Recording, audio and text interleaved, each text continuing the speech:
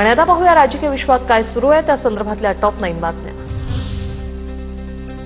पुण्यातील गर्भवती मृत्यू प्रकरणी ससूनच्या वैद्यकीय समितीने अहवाल अलंकार पोलीस स्टेशनला पाठवला।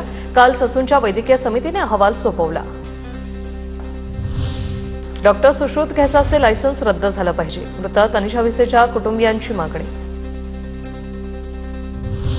मालवणमधील शिवरायांच्या पुतळ्यातील भ्रष्टाचाराच्या पैशांचा निवडणुकीत वापर, संजय राऊतांचा आरोप। तर मालवणमधील कोसळलेल्या पुतळ्याचे खरे गुन्हेगार अद्याप बाहेर का फिरतायत, राऊत यांचा सवाल।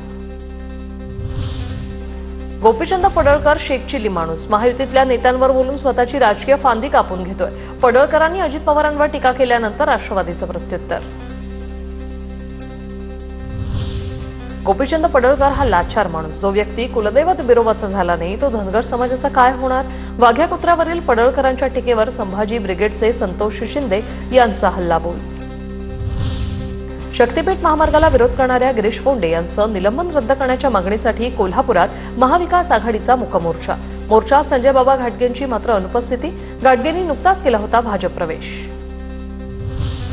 अकोल्यात पालिकेतील पाणीपुरवठा कार्यालयात ठाकरे गटाकडून तोडफोड, मलकापूर भागात 10 दिवसांआड पाणीपुरवठा होत असल्याने नागरिक संतप्त। बीडमध्ये गुंडांचा आणखी एक प्रकार सीसीटीव्हीमध्ये कैद, 4 चाकीमध्ये डिझेल भरल्यानंतर पैसे न देताच गुंडांनी धूम ठोकली।